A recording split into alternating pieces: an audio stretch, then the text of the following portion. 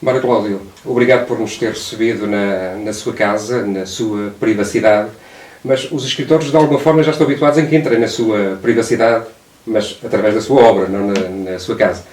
Há uma invasão de privacidade quando lemos uma obra de um escritor?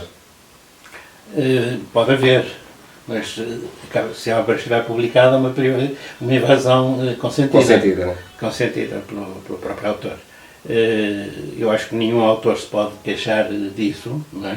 Pode queixar-se de que haja uma distorção da privacidade, não é? Através de determinadas leituras, que poderão ser leituras atraiçoantes daquilo que o autor quis dizer e que não correspondem justamente ao seu objetivo ou aos conteúdos que ele lá quis pôr, não é? E ela disse, um homem quando escreve sobre diversas coisas, não escreve só sobre a sua vida. Portanto, pode haver uma distorção na maneira como é interpretado, não é? Sim, às vezes entre linhas leem-se coisas que as linhas não consentem e indo-se muito para além delas. Outras vezes podem-se ler linhas que não estão lá, não é? Acrescentando o que era escusado e também ilidindo muitas vezes aquilo que é importante que se veja e que as pessoas procuram não ver. Mas o que está na obra muitas vezes é o que pensa o escritor, o que vive o escritor, mas também as coisas que recolhe do mundo, de outras leituras, de outras vivências. O que é que lê Mário Cláudio? Eu leio de quase tudo, não é? Leio muita ficção, leio obras históricas. No meio de tanta leitura, uma leitura quase compulsiva, como é que lê o Mário Cláudio? Como um leitor que tira o prazer do livro, ou já como escritor, em que já está a recolher informação, já está a ordenar o seu pensamento? Eu leio-me através da escrita dos meus próprios livros, não é? Portanto, a escrita é um processo de autoidentificação, não é? Aliás, como qualquer obra criativa é um processo de autoidentificação, de encontro com aquilo que nós somos, com aquilo que nós julgamos ser. Mas a verdade é que nunca há um retrato perfeito exatamente dessa identidade dada através do que quer que seja que nos saia das mãos. O autor é sempre um outro, é sempre uma máscara, e eu acho que afinal não é só na autoria que essa máscara se revela, é também na nossa qualidade por os agentes do mundo. Por exemplo, nesta conversa há uma máscara sua e outra minha, não é? Não é preciso estar a praticar um ato verdadeiramente criativo para que essa máscara se revele e eventualmente se interponha entre as pessoas.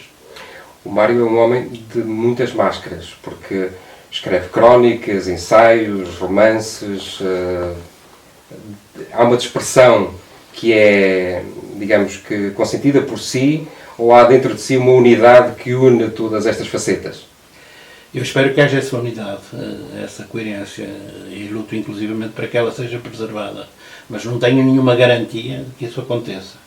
Há uma coisa que eu sei que isso acontece-me, ou julgo que me acontece, é que à medida que os anos vão passando, as máscaras vão caindo. Mesmo que a atividade continue relativamente desbordante, enfim, praticando vários géneros ao mesmo tempo, publicando nos jornais, publicando livros, eventualmente tendo uma outra peça representada, mesmo apesar disso acontecer, eu creio que com o andar dos anos o rosto vai se tornando mais nítido. Vamos nos libertando de algumas excrescências. Nem sempre isso será bom para a escrita, eu acho que sim.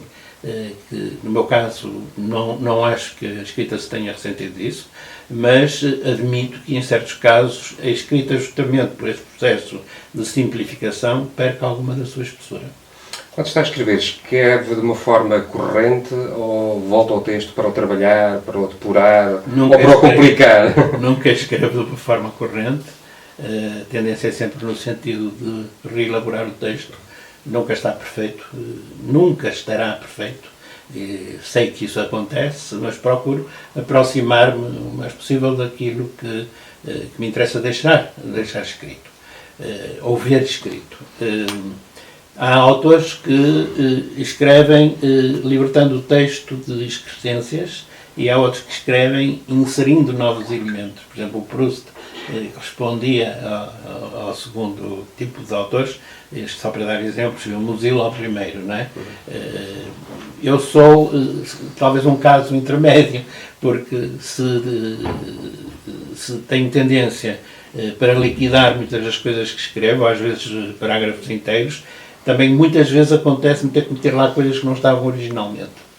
Quando está a ler outros autores, acontece-lhe parar a leitura e regressar à sua escrita, porque ali lhe surgiu uma nova ideia, uma nova palavra, um novo conceito? Há uma idade em que os autores se visitam pela primeira vez e em que se descobrem coisas que são iluminantes para o nosso próprio trabalho. Com o andar dos anos, embora se descubram sempre novas coisas nos grandes autores, não é? Estou a pensar, por exemplo, no Protégé de Jolie, ou no Melville, ou na Virginia Woolf, ou no Dostoiévski, ou no Tolstói, enfim, nessas figuras que são gigantescas, são figuras em que realmente a leitura nunca é esgotante. Há sempre novas facetas a descobrir em cada leitura que se faz. No entanto, eu acho que a partir de certa altura nós estamos mais ou menos fixados naquilo que é o nosso padrão, não é? E estamos menos vulneráveis, ou se quiser, menos apetentes daquilo que é o mundo dos outros. Como é que surgem novos projetos?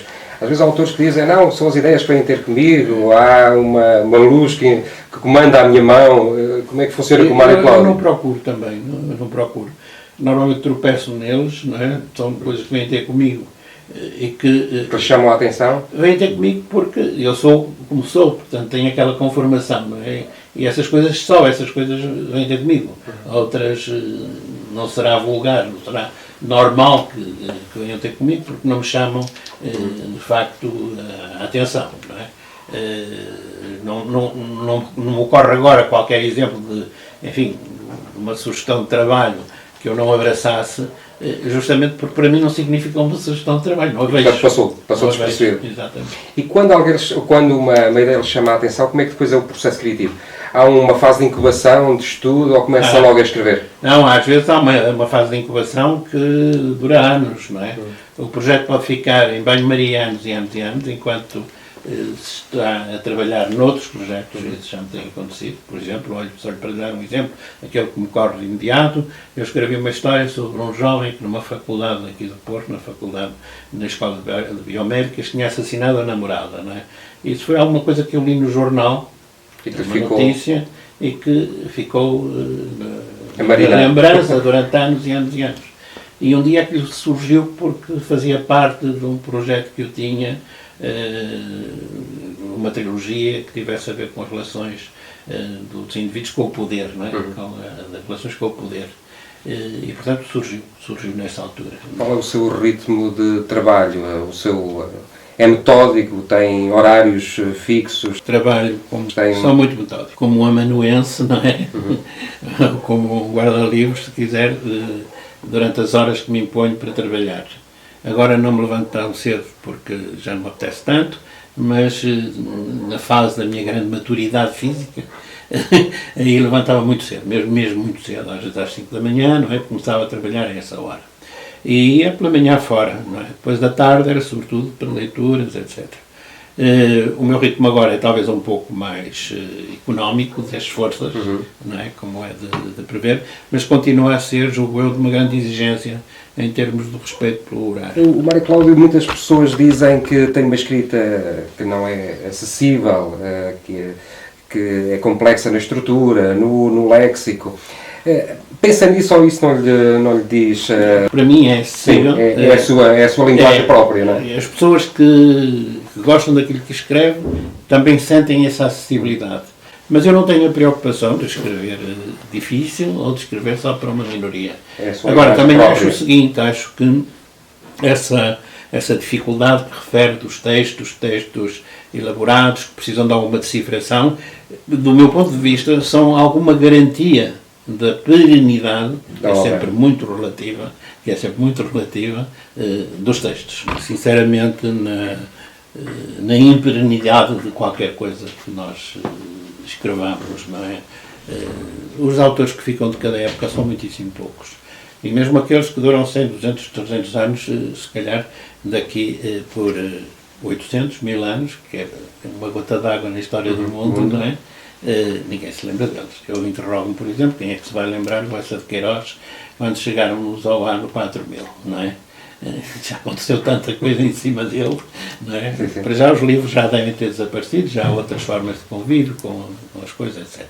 Veja o que nos chegou do mundo grego ou romano, não é?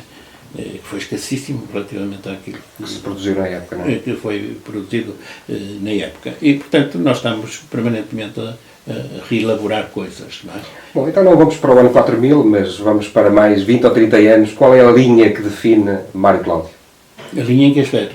Da sua obra, do seu trabalho?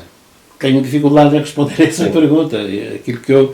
Aquilo que eu procuro realizar é um trabalho com alguma autenticidade. Mas esta palavra autenticidade tem que ser entendida habilmente, não é?